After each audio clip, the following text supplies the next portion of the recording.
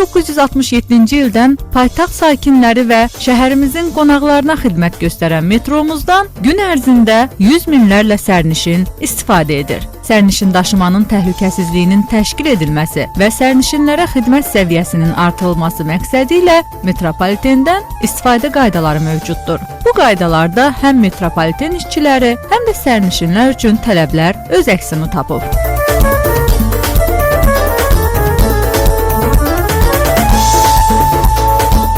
Nəzərə almaq lazımdır ki, bu qaydalara əməl etməmək insan həyatı üçün təhlükə yarada bilər. Elə bu məqsədlə ilk olaraq bugün stansiya yolunda bizi gözləyən təhlükələrə və onlardan çıxış yollarına nəzər salacağıq.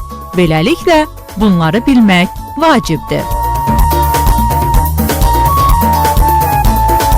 Bəzən platformada olarkən ehtiyatsızlıqdan hər hansı əşyamız stansiya yoluna düşə bilər. Belə olan halda qətiyyən stansiya yoluna düşməyə cəhd etməyin.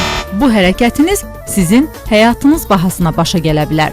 Çünki stansiya yolunda qatarların hərəkətini təmin edən və insan həyatı üçün çox təhlükəli olan 825 voltluq elektrik cərəyanı var.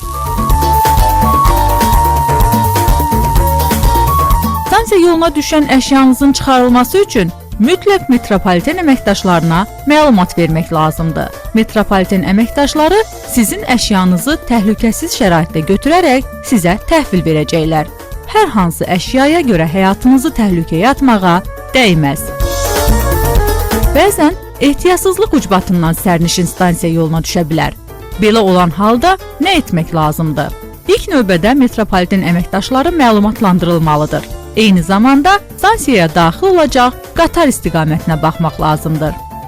Əgər qatarın işıqları görünürsə, deməli qatarın gəlməsinə az qalıb. Belə olan halda başınız qatar istiqamətində üzü aşağı vəziyyətdə olmaqla reyslərin arasındakı qanova uzanmaq lazımdır. Qətiyyən tərpənmək olmaz. Qatar sizin üzərinizdə dayansa belə bunun təhlükəsi yoxdur. Yetər ki, siz təşvişə düşməyin, hərəkət etməyin və qatarın hər hansı avadanlığına toxunmayın. Belə vəziyyətdə metropoliten əməkdaşları mütləq sizi təhlükəsiz şəraitdə xilas edəcəklər. Deyək ki, stansiya yoluna düşmüsünüz və tuneldən qatarın işıqları hələ görünmür. Bu o deməkdir ki, qatarın gəlməsinə müəyyən vaxt var. Belə olan halda stansiya yolunu öz başına tərk etməyə cəhd etməyin. Dərhal metropoliten əməkdaşlarına məlumat verilməlidir. Onların da təlimatı ilə yubanmadan təmas reyslərinin əks tərəfi ilə qatarın hərəkət istiqaməti üzrə tunelə doğru hərəkət etmək, yəni gözlənilən qatardan uzaqlaşmaq lazımdır. Platformanın ucunda tunelin girəcəyində olan zolaqlı nişan qatarın birinci vaqonunun dayanacağı yeri göstərir. Zolaqlı nişanı keçmək və metropoliten əməkdaşlarının köməyini gözləmək lazımdır. Həyatınız bizim üçün dəyərlidir.